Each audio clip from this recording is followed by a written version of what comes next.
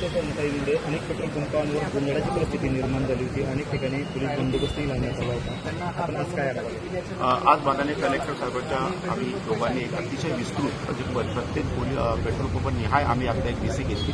त्या व्हीसीमध्ये सर्व पोलीस अधिकारी, एसडीओ, तहसीलदार, डीएसओ आणि संबंधित पेट्रोल आणि डिझेलचे सप्लायर हे सगळे त्याच्यामध्ये सामील होते. त्यामुळे आज परिस्थिती अतिशय नॉर्मल आहे.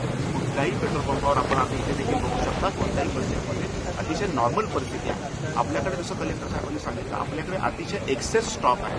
ट्रान्झिटमध्ये देखील आपल्याकडे स्टॉक आहे. त्याच्यामुळे अतिशय नम्र विनंती सगळ्यांना की कोणी स्टॉक करू नये, पॅनिक सिच्युएशन तयार करू नये आणि आपल्याकडे अतिशय नॉर्मल सिच्युएशन आज प्रत्येक पेट्रोल पंपावर आहे. ज्या 10 ठिकाणी डिझेलची कमतरता आहे तिथे देखील ट्रान्झिटमध्ये आहेत आपल्याकडे आणि तो देखील आज स्टॉक आपण संपूर्ण भरणार आहोत. सर, खरं म्हणजे पेट्रोल पंपांवर अनेक वाद याच्यावरून होत आहेत की कॅन किंवा बॉटलमध्ये पेट्रोल डिझेल नेऊ नये. तर या संदर्भात काय आव्हान? याच्यामध्ये माननीय पालकमंत्री साहेबांनी देखील आवाहन केलेलं आहे की कोणत्याही परिस्थितीमध्ये कॅन भरून घरी साठवणूक करू नये.